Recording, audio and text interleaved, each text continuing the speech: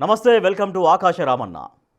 కొద్ది రోజుల్లోనే తెలంగాణలో మరో కొత్త రాజకీయ పార్టీ ఆవిర్భవించనుంది. తెలంగాణ జాగృతి అధ్యక్షురాలు కల్వకుంట్ల కవిత నేతృత్వంలో పార్టీ ఏర్పాటుకు బీజం పడింది.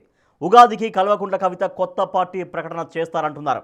ఆ క్రమంలో ఇంతకాలం వివిధ కార్యక్రమాలు నిర్వహించిన తెలంగాణ జాగృతి త్వరలో రాజకీయ పార్టీగా మారబోతోందట.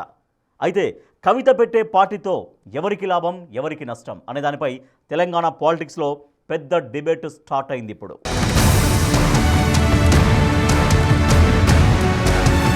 తెలంగాణ జాగృతి అధ్యక్షురాలు కల్వకుంట్ల కవిత కొత్త పార్టీ పెడతానని స్పష్టంగా ప్రకటించారు. తెలంగాణ ఉద్యమ సమయంలో సాంస్కృతిక చైతన్యం కోసం స్థాపించిన తెలంగాణ జాగృతి ఇకపై రాజకీయ క్షేత్రంలో పోరాడనుందని కవిత స్పష్టం చేశారు. వచ్చే ఎన్నికల్లో తమ పార్టీ పోటీ చేస్తుందని, త్వరలోనే పార్టీ విధి విధానాలను వెల్లడిస్తామని ఆమె పేర్కొన్నారు. శాసనమండలి నుంచి రిజైన్ చేసి వ్యక్తిగా వెళుతున్న తాను రాజకీయ శక్తిగా తిరిగి వస్తాననే ధీమాను కవిత వ్యక్తం చేశారు. ఈ రాష్ట్రంలో తెలంగాణ పేరును తనలో నింపుకున్నటువంటి తెలంగాణ ప్రజల యొక్క రాజకీయ అస్తిత్వాన్ని కాపాడేటటువంటి తెలంగాణ జాగృతి ఒక పార్టీగా ఎదుగుతుంది, పొలిటికల్ పార్టీగా ఎదుగుతుంది. ఈ పార్టీ మరి తెలంగాణ ప్రజల పక్షాన నిలబడి పనిచేస్తుందని కూడా ఈ సందర్భంగా నేను తెలియజేస్తా ఉన్నాను.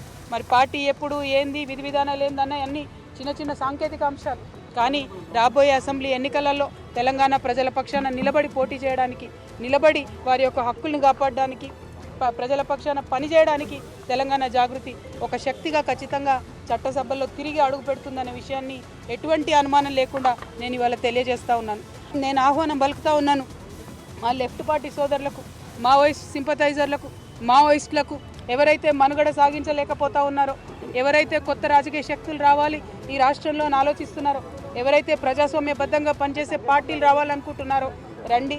ఒక ఆడబిడ్డగా నేను ముందడుగేస్తున్నా, నాకు మద్దతు ఇవ్వండి. నేను మా విద్యార్థి లోకాన్ని పిలుస్తూ ఉన్నా, ఇంతవరకు ఫీజు రియంబర్స్మెంట్ రాని మీరు పిడికిలు బిగించండి, జాగృతిలో చేరండి, పోరాటం చేయండి.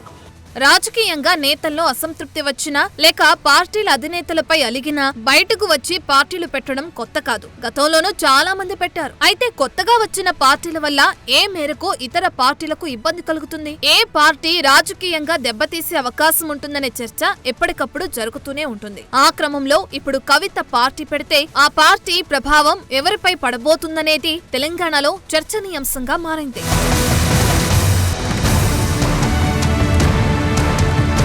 మొత్తానికి ఉగాదికి కొత్త పార్టీపై ప్రకటన చేయనున్నారు కవిత. తన భవిష్యత్ కార్యాచరణ ప్రకటించే దిశగా జాగృతి అత్యవసర సమావేశాన్ని ఏర్పాటు చేశారు. ఈ సమావేశంలో ప్రధానంగా ఇటీవల జరుగుతున్న పరిణామాలపై జాగృతి కార్యకర్తలతో చర్చించారు. ఆ తర్వాత భవిష్యత్ కార్యాచరణ ఏ విధంగా ఉంటే బాగుంటుందనే విషయాన్ని వారి ద్వారా సేకరించనున్నారు. ఈ మీటింగ్ లో క్యాడర్ సలహాలు తీసుకుంటారు. వారి అభిప్రాయాలు సేకరించి వాటన్నిటినీ క్రోడీకరించి త్వరలో ఓ నిర్ణయం తీసుకుంటారని తెలంగాణ జాగృతి నాయకులు చెబుతున్నారు.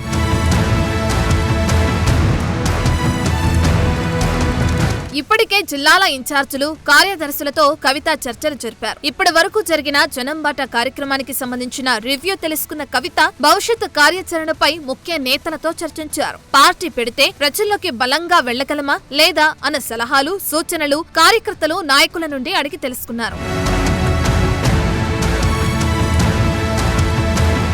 వచ్చే నెలలో మరో రాష్ట్ర స్థాయి మీటింగ్ ఏర్పాటు చేసి పార్టీ పేరును ఖరారు చేసే అవకాశం ఉందని జాగృతి నేతలు అంటున్నారు. వచ్చే అసెంబ్లీ ఎన్నికల్లో కొత్త పార్టీతోనే పోటీ చేయనున్నట్లు ప్రకటించిన కవిత అందుకు తగ్గట్లుగా ఏర్పాట్లు చేసుకుంటున్నారు. కొత్త పార్టీకి తెలంగాణలో ఏ మేరకు అవకాశాలున్నాయని చూస్తే కనుక లేవు అని ఎవరూ చెప్పలేరు. అలాగని ఉన్నాయని బల్లకుద్ది మరీ చెప్పలేరు. అయినా ఎప్పుడు రాజకీయాలే కాదు, ఎప్పుడైనా అవకాశాలను అందుకోవటమే ఎవరైనా చేయాల్సిన పని. ఈ విధంగా చూస్తే పార్టీ పెట్టేవారి సత్తా మీదనే ఆధారపడి ఉంటుంది. కవిత పార్టీ పెట్టడం స్పష్టం కావడంతో పార్టీకి భవిష్యత్ ఎలా ఉండబోతుందనేది హాట్ టాపిక్ గా మారింది. మొత్తానికి తెలంగాణలో కొత్త పార్టీకి రంగమైతే సిద్ధమైనట్లే కనిపిస్తుంది. రాష్ట్రంలో మరో 2.5 ఏళ్లలో ఎన్నికలు రానున్నాయి. దాంతో ఇది చాలా కీలక సమయం. కొత్త పార్టీని పెట్టి ఇప్పటి నుంచి జనంలోకి తీసుకెళ్లకపోతే మాత్రం ప్రభావం చూపించడం కష్టమన్న ఆలోచనలతో కవిత ఉన్నారట. అందుకే ఈ ఏడాదిలో పార్టీ పెట్టి ప్రజల్లోకి వెళ్లాలనే సంకల్పంతో ఉన్నారట కవిత.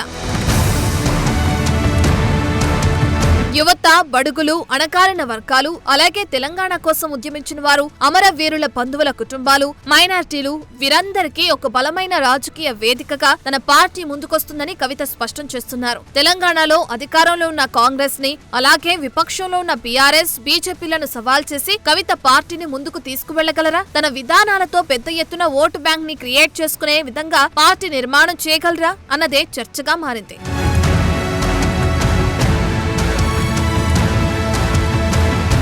కవిత కొత్త పార్టీ పెట్టడం ద్వారా తెలంగాణ రాజకీయాలలో ఏ విధమైన పరిణామాలుంటాయనేది ఆసక్తికరంగా మారింది. కవిత పెట్టే పార్టీతో కాంగ్రెస్, బీజేపీల కంటే బీఆర్ఎస్ కు మాత్రం కొంత ఇబ్బందికరమైన వాతావరణం ఉంటుందనేది విశ్లేషకుల మాట.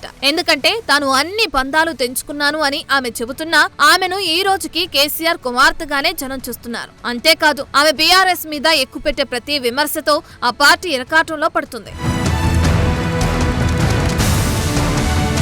అలాగే బీఆర్ఎస్ లో ఇమడలేని వారు, ఆ పార్టీ మీద కోపం ఉన్నవారు ఎంతో కొంత మద్దతు తెలిపినా కూడా అది కవిత పార్టీకి ఇంధనంగానే ఉంటుందన్న టాక్ పొలిటికల్ సర్కిల్స్ లో వినిపిస్తుంది. అలాగే ఆమె చీల్చే ఓట్లు కానీ లేదా ఆమె పార్టీ వల్ల పడే ప్రభావం కానీ ఖచ్చితంగా గులాబీ పార్టీనే ఉంటుందని, అంటే ముళ్లు గుచ్చుకునేది గులాబీ పార్టీకే అని అంటున్నారు. ఆమె కాంగ్రెస్ మీద విమర్శలు చేసినా ఎంతగా జనాల్లోకి ఎక్కుతాయో తెలియదు కానీ బీఆర్ఎస్ మీద విమర్శలైతే జనాల్లోకి వెళ్తున్నాయని విశ్లేషకులు అంటున్నారు. మొత్తానికి పార్టీ ఏర్పాటుపై కవిత ప్రకటనతో గులాబీ శ్రేణుల్లో గుబులు రేగుతుందట.